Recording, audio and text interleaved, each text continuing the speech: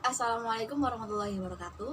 Sebelumnya perkenalkan, nama saya Amira Nur Afiyah. Saya dari jurusan Pendidikan Sosiologi Universitas Negeri Malang. Di sini saya akan menyampaikan tentang penyebab dari korupsi, baik itu penyebab internal dan penyebab eksternal jika dilihat dari sudut pandang agama Islam. Untuk penyebab internal, ada 5 penyebab utama dari korupsi. Yang pertama adalah berlebihan dalam mencintai harta. Lalu yang kedua, sikap tamak dan serakah. Yang ketiga ada sikap hidup atau gaya hidup yang konsumtif dan hedonis. Yang keempat ada pemahaman agama yang dangkal atau dirasa kurang. Dan yang kelima adalah hilangnya nilai kejujuran. Untuk penjelasan poin yang pertama di sini adalah berlebihan dalam mencintai harta. Seseorang yang berkorupsi merasakan bahwasanya harta adalah prioritas utama dalam kehidupan, sehingga harta menjadi sesuatu yang sangat dicintai di dalam hidupnya lebih apapun. Untuk poin yang kedua ada sikap tamak dan serakah. Sikap ini atau sikap tamak dan serakah ini yaitu sikap di mana merasa sangat kurang dan merasa kurang bersyukur terhadap apa yang dimiliki, dan merasa harta yang dimiliki itu kurang dan kurang, sehingga cara apapun akan dilakukan untuk mendapatkan harta agar bisa memuaskan diri, dan itu pun kurang lagi. Dan jika orang yang berkorupsi satu kali, itu menyebabkan adanya rasa untuk biasa dan berkorupsi lagi dalam kesempatan. Untuk poin yang ketiga adalah gaya hidup yang konsumtif dan hedonis. Hedonis sendiri merupakan gaya hidup yang keduniawian dan mengutamakan segala unsur materialistik dunia dan merupakan unsur akhirat. Sedangkan gaya hidup yang konsumtif adalah berlebihan dalam membelanjakan harta dan tanpa peduli dengan orang lain. Di sini gaya hidup konsumtif ini hanya mementingkan kepentingan individu atau kepentingan dirinya sendiri, dan tidak memikirkan orang lain, apakah orang lain merasakan kekurangan, apakah ada orang lain yang merasakan yang berada jauh di bawahnya. Dan gaya hidup konsumtif ini hanya melihat orang yang berada di atasnya saja. Dalam kata lain, gaya hidup konsumtif dan hedonis ini, seseorang akan lebih memandang untuk ke atas daripada memandang ke bawah, sehingga orang tersebut akan merasa kurang bersyukur dan akan melakukan korupsi untuk memenuhi kebutuhan hidupnya tersebut. Dan untuk poin yang keempat adalah pemahaman agama yang kurang. Bisa kita ketahui bahwasanya Islam melarang seseorang untuk berbuat curang, baik itu sedikit pun atau berbuat tercela.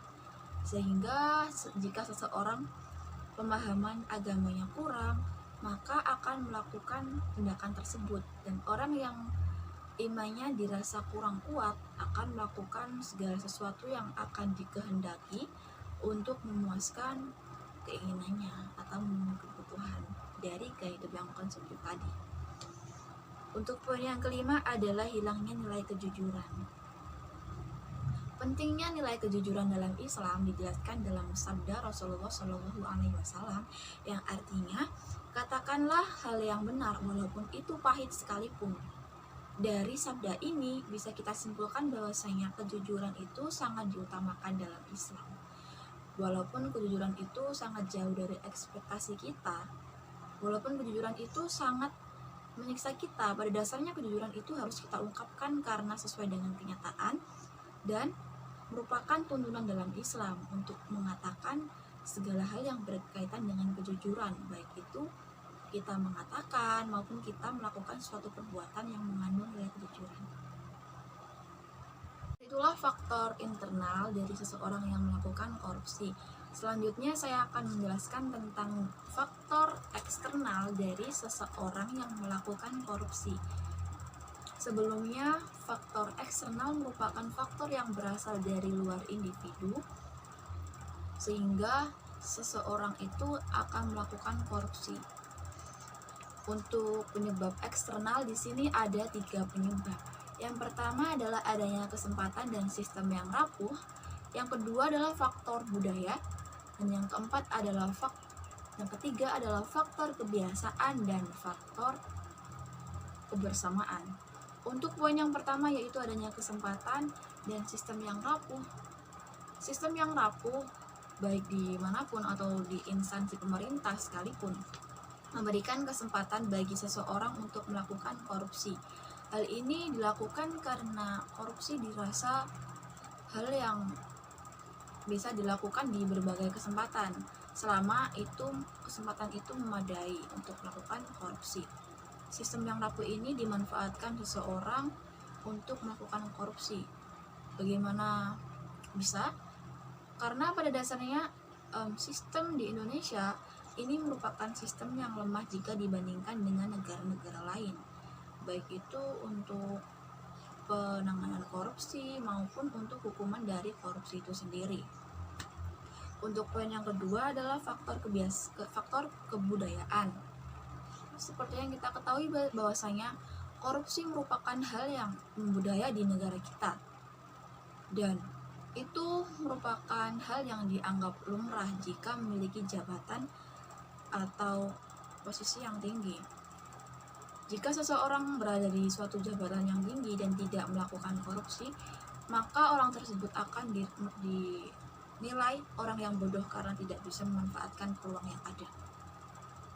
Dari sinilah bisa kita simpulkan bahwasanya korupsi janganlah dijadikan sebagai hal yang lumrah untuk di setiap kondisi, baik itu posisi jabatan yang tinggi maupun di segala kesempatan yang ada.